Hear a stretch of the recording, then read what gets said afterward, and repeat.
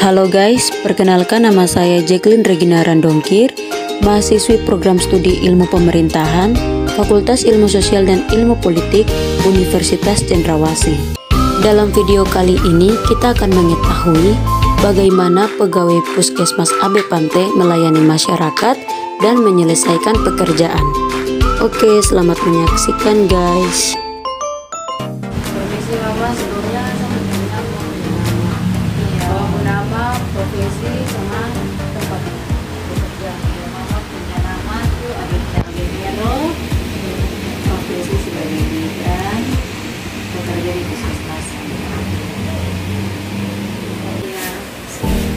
Ada beberapa pertanyaan yang nanti saya tanyakan. Ada dua pertanyaan. Jadi pertanyaan pertama, bagaimana sikap Mama melayani masyarakat di Puskesmas AB Pante? Kalau Mama kita di Puskesmas, pasien datang, kita terima, tapi tidak langsung. Kalau misalnya ibu hamil yang datang, tetap pelayanannya itu ada prosedurnya. Ibunya tidak langsung ke kita bidan, tapi ibunya itu dia harus belajar dulu di loket, daftarnya dulu di loket. Nanti dia sampaikan ke petugas di loket, nanti dia mau pemeriksaan kehamilan, dan itu nanti dikasih berkat untuk kehamilan. Nah di situ nanti petugas di loket situ tulis nama, umur dan lain-lain yang ada di kartu loket, di kartu ibu hamilnya. Nah setelah itu kartu itu tidak langsung dibawa ke bidan, tapi dia harus lewat petugas gizi. Kartu ibu hamil itu dan ibu hamilnya diarahkan ke petugas gizinya. Sampai di petugas gizi tugasnya itu dia ukur lingkar lengannya ibu, atau ukur lengan ibu itu kan ada dia punya standar itu bisa dilihat apakah itu ini kekurangan energi kronik, yang dibilang keto itu tuh standarnya itu dari ukuran 23,5 ke atas itu normal. Tetapi kalau ukuran lingkar lengannya itu 23,5 ke bawah itu sudah termasuk kurang gizi. Jadi itu petugas gizi yang tangani di situ. Jadi petugas gizi ambil berat badannya ibu, tinggi badannya ibu, terus yang lingkar lengannya tadi. Setelah itu ditulis di dalam statusnya tadi atau kartu ibu hamil itu, terus diantar atau diarahkan ke KIA. Nanti petugas gizinya sampaikan ke ibu ini sekarang masuk ke KIA.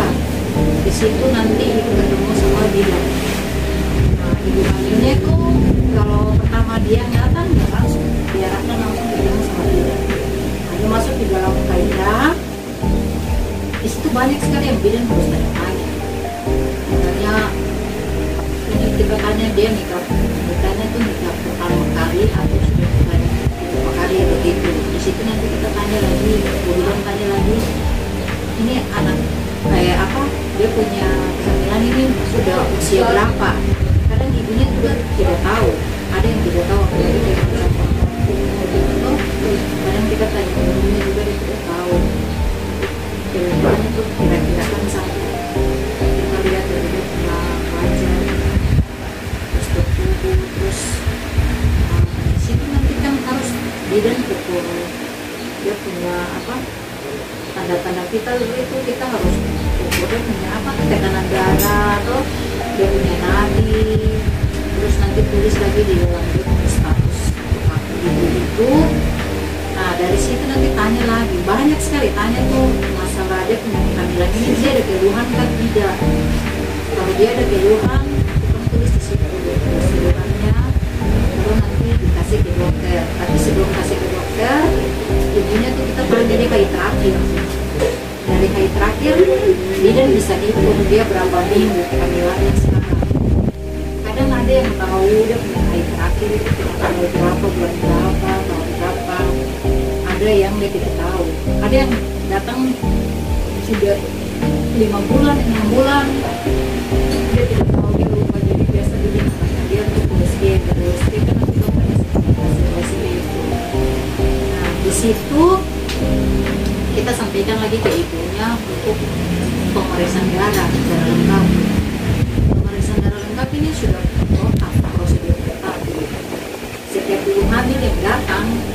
dia harus pemeriksaan itu, pemeriksaan darah lengkap ya.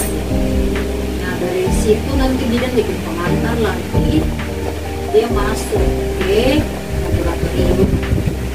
Misalnya dia datang dan di usia kehamilan yang tidak terlalu besar, misalnya 4 minggu atau 2 minggu atau 3 minggu, itu bidan belum bisa periksa, belum bisa ditaruh jadi jantung belum bisa, kecuali dia umur 5 bulan atau 20 minggu ke atas baru bisa dengar.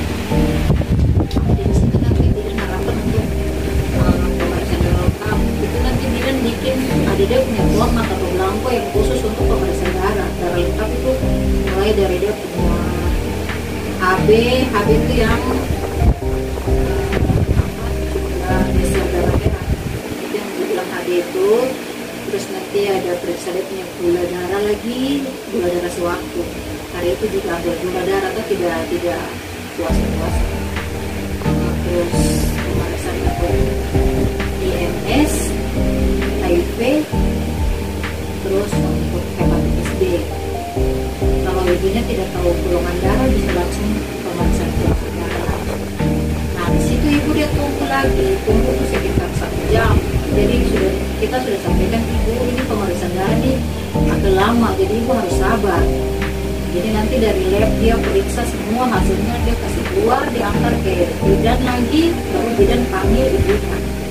Itu kalau terlalu banyak yang datang, dia itu kasih ke sana pemeriksaan darah dulu. Ada yang langsung suruh naik di tempat tidur. Itu ya bisa kehamilannya sudah kelihatan sekali.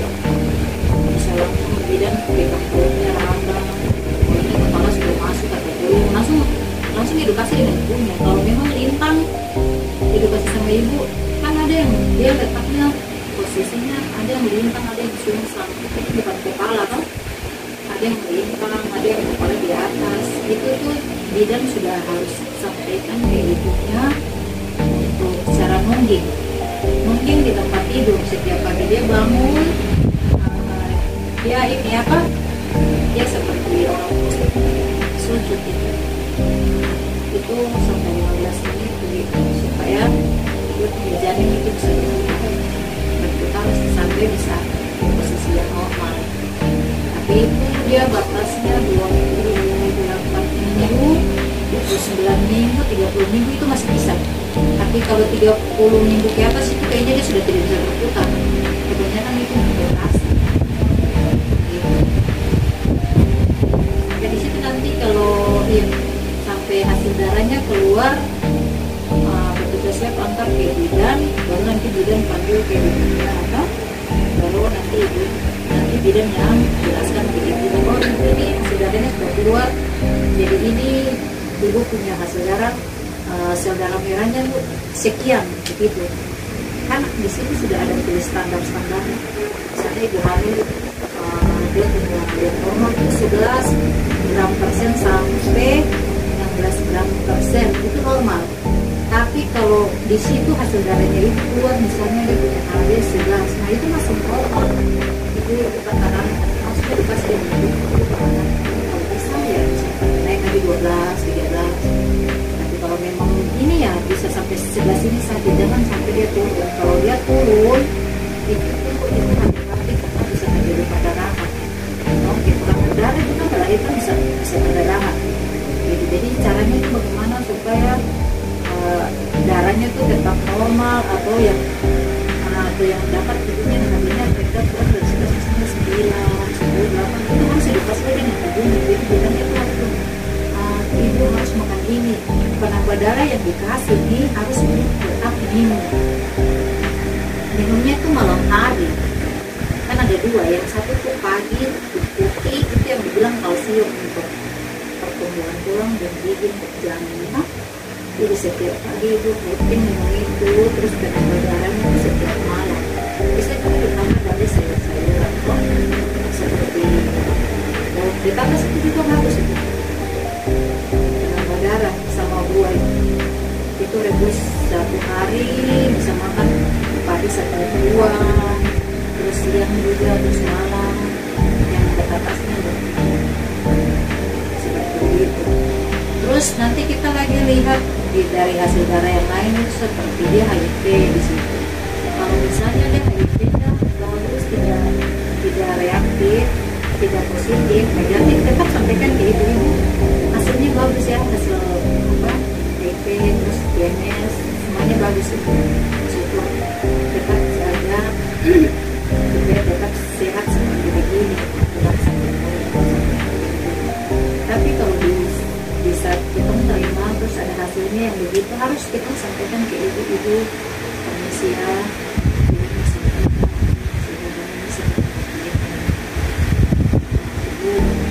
kita kasih tahu nih, kasih tunjuk ini, jadi seperti itu. Kebanyakan kan ibu-ibu ada yang dia kaget,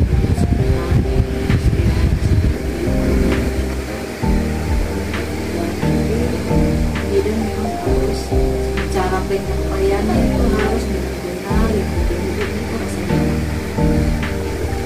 Di situ nanti bukan tugas bidan lagi, tapi itu nanti kita akan itu tugas yang memang dia kemarin sakit ini. Gitu. Kadang bidan langsung panggil ibu susternya atau ibu suster atau kita akan sehingga ibu suster. Cara saya itu kan aplikasi. Jadi sampai di situ kalau memang tidak ada amanah sampaikan ke ibunya ini hasil darahnya sudah bagus. Nah sampai di situ terus nanti hasil pemeriksaannya itu misalnya dia sudah naik, kita suruh dia naik lagi tempat tidur. Kalau tadi tidak sempat naik tempat tidur yang perutnya besar, pegang pakai tadi bilang pegang, terus dia punya hasil itu nanti sampaikan ke ibunya, oh ini hasilnya di kepala normal, sisi bagus, terus jantungnya bagus. Jadi nanti ditulis semua ke dalam buku ibunya. Jadi ibu tuh dia pegang buku kayak, jadi ibunya bisa bawa pulang, dia bisa lihat oh ini hasilnya tadi sampai saya bilang tulis ada di sini semua. Dan ibu nanti kita kasih tahu ibu tanggal sekian ibu kembali ya. Jadi orang itu harus dibuat dulu jangan sampai nanti gagal. Dari situ ibu sendiri buangan darah kan bisa dikatakan juga sampai di situ. Kalau ibu dia mengerti, saya bilang itu yang boleh ibu tanya-tanya. Kalau ibu tidak paham, dia paham mengerti sudah. Sampai di situ kita sudah tanya ya.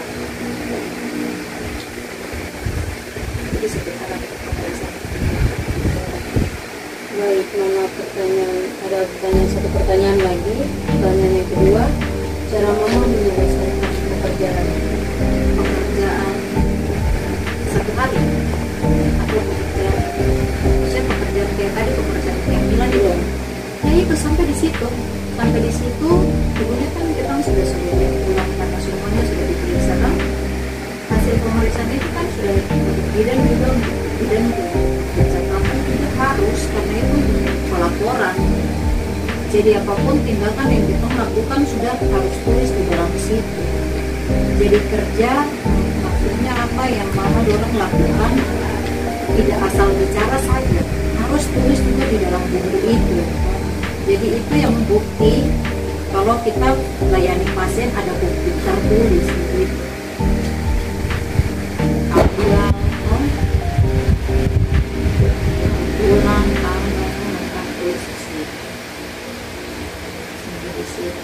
tidak bisa kan misalnya memang itu apa pemeriksaan kehamilan pekerjaan yang mama dorong untuk konseling tidak bisa kerja setengah sampai beres itu sampai selesai baru ibunya boleh pulang gitu.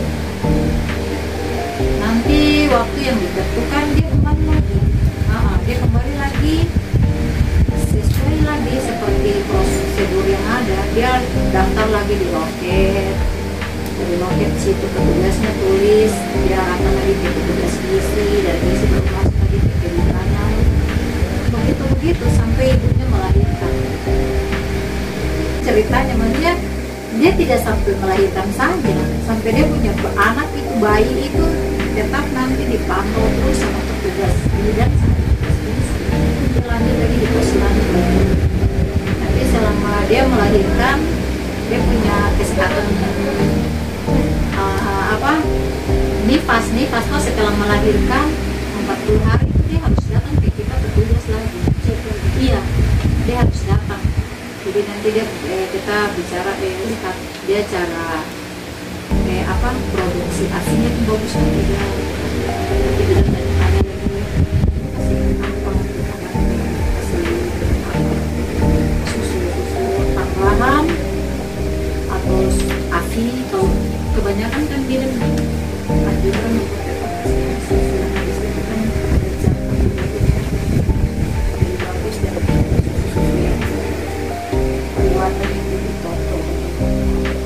terus ada juga yang bermasalah, dia anak pertama mungkin kasih minum kadang tidak kasih minum baik, dia luka toh alasan bilang adopsi tidak kasih luka apa, tapi itu kan nanti edukasi lagi sama bidan. Jadi bidan kasih minum caranya, bidan ngajar lagi, kalau cara kasih minum itu harus ini, dia punya areola itu yang vitamin itu semua harus masuk di dalam mulut bayi supaya saat bayi dia isap tidak lecet, karena sudah semua masuk ke dalam. Biasa kalau berucun saja kupingnya lecet jadi lupa, karena dia isapnya cuma di putih yang bikin lecet, jadi jadi lupa, dia tidak pasir bilang sakit, jadinya lupa dikasih buat